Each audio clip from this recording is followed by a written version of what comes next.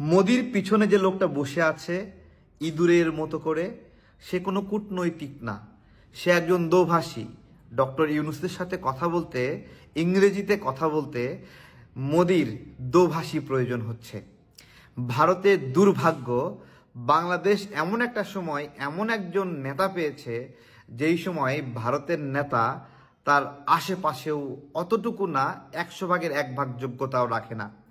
Republic বাংলায় একবারে বুক ভরে বলেছিলাম যে ডক্টর ইউনূস যেই মানের বিশ্ব নেতা, সেই মানে পৌঁছাতে মোদিকে 100 বার জন্ম নিতে হবে।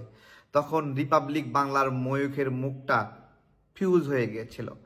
শুধু রিপাবলিক বাংলা না, আজকে মোদি এবং ডক্টর ইউনূসের মিটিং হলো, ভারতের গণমাধ্যমগুলো মুখে কুলুপ দিয়ে রাখছে, কিছু বলতে পারছে না।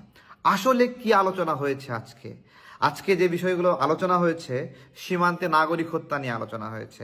ভারতের গণমাধ্যম কি লিখবে? বছরের পরে বছর বাংলাদেশের নাগরিকদের কিভাবে হত্যা করা হয়েছে, এই কথাটি ভারতের গণমাধ্যমগুলো কি লিখতে পারবে? আমি জিজ্ঞাসা করছি।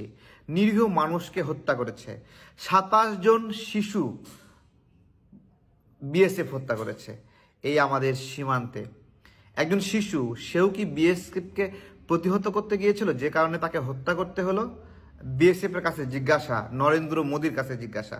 এই তথ্যগুলো আমরা বারবার প্রধান উপদেষ্টাকে দিচ্ছিলাম, মেইল করছিলাম, জানাচ্ছিলাম। আমাদের যখন মিটিং হচ্ছিল তখন পরিসংখ্যানগুলো তুলে ধরেছিলাম যে আমাদের গত 16 বছরে 1000-এর উপর বাংলাদেশি নাগরিক হত্যা হয়েছে, যার ডকুমেন্ট হয়েছে মাত্র 600-র মতো, বাকিগুলো আনডকুমেন্টেড। এবং বেশিরভাগ মৃত্যুর ক্ষেত্রে জানাজা নামাজও পড়া হয়নি।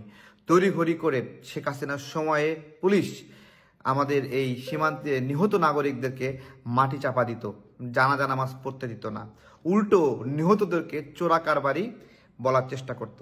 গতকাল বিএসএফ ভুল করে একজন ভারতীয় নাগরিককে গুলি করে হত্যা করেছে। কেমন লাগে? এভাবেই নিয়মিত বাংলাদেশের নাগরিকদেরকে তোমরা হত্যা করছো। নিজের দেশের মানুষ নিজেরাই মারলা। একবার বিবেচনা করো। সীমান্তে অপরাধ সংগঠিত হয় সারা বিশ্বেই। ভারতীয়রা অপরাধ করে, বাংলাদেশিরা অপরাধ করে। প্রত্যেকটা অপরাধের জন্য নির্দিষ্ট শাস্তি আছে, আইন আছে, আন্তর্জাতিক নিয়ম আছে। সেই নিয়ম অনুযায়ী বাংলাদেশের কেউ যদি কোনো ভুল করে, তার বিরুদ্ধে ব্যবস্থা নেওয়া হবে, ব্যবস্থা নেবে। কিন্তু এভাবে সীমান্তে পাখির মতো মানুষকে গুলি করে হত্যা কোনোভাবেই প্রশ্রয় দেওয়া যায় না।